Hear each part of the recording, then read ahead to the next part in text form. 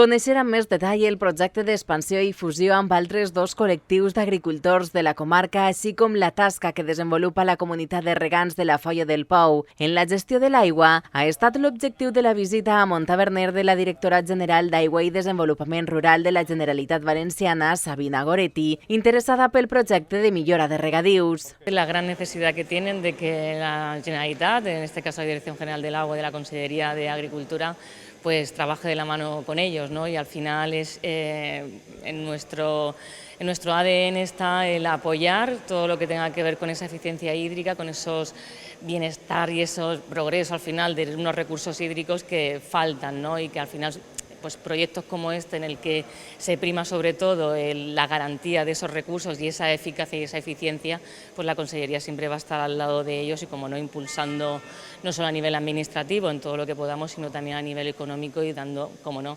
salida a proyectos tan importantes como esto, que además lo que conseguimos es que no se abandonen los campos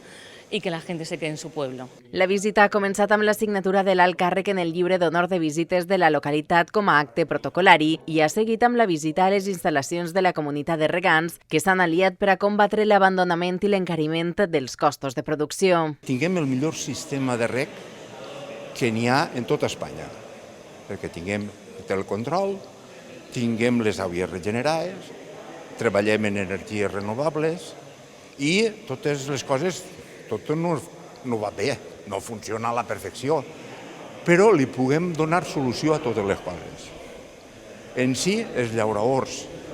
i les cooperatives, igual la Pobla del Duc, que Cofrudeca, en Bègida, estan molt contents dels productes que portem, de la qualitat-preu. La comunitat va ser constituïda en 2008 per a l'aprofitament de les aigües depurades de l'Edar mancomunada d'Alfarrasí, l'Olleria i la pròpia localitat de Montaverner per a ser reutilitzades com a aigües de reg. La idea que porten d'incorporar a lo que és la Foia del Pou, incorporar el Colata, incorporar l'Horta de Montaverner, incorporar l'Horta d'Olleria, tot això, pues, claro, al final, si els costos són pràcticament, anem a dir que és mateixos, la mateixa bassa, la mateixa, pues, sí, té un cost de lo que és el poder escampar aquesta tuberia, el poder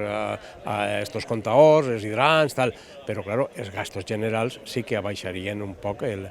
cost a tota la comunitat de regants. A més, sabem que és una comunitat de regants que ha estat ahí, està peleant molt. La lluita passa per extendre a més agricultors els beneficis de la tecnologia puntera per al reg localitzat de la que disposa la Foia del Pou després de les importants inversions de modernització desplegades en els últims anys. Tinguem el PDR que ens van donar, que està al costat de la depuradora,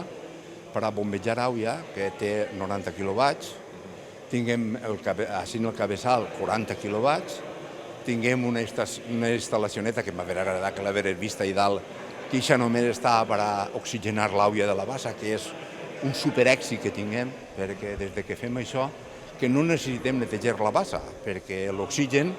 li donem vida, li donem transparència i, no sé, no tinguem problemes en l'aigua gràcies a això. Estic convençut que és una comunitat de regants de les més importants avui, ja no de la comunitat valenciana, jo m'allargaria inclús molt més. Aquesta visita institucional ha estat una oportunitat única per a reforçar els vincles entre les administracions i avançar en els objectius de sostenibilitat.